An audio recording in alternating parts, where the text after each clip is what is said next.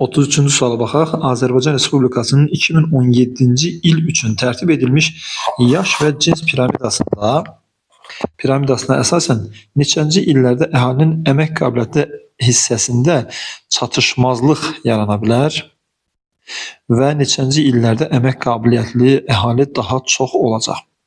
Bunun üçün biz piramidanın qismən daralmış hissəsinə baxmalıyıq və ondan daha sonra görünən ən geniş hissəsinə baxmalıyıq.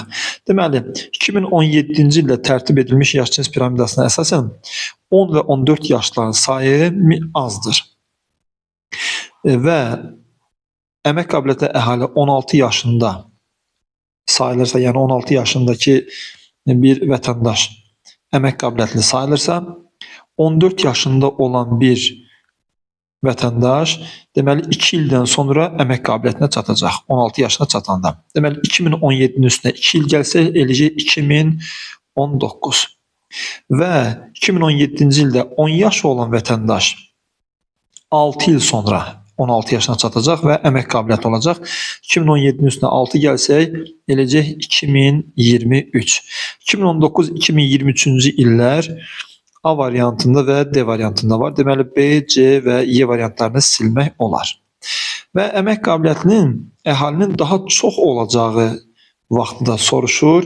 Ona görə də biz burada 0-4 yaşlara baxırıq. 4 yaşlı bir vətəndaş 12 il sonra 16 yaşına çatacaq və 2017-nin üstünə 12 gəlsək eləcək 2029. Eyni məsələni 0 yaşlılar üçün də edirik.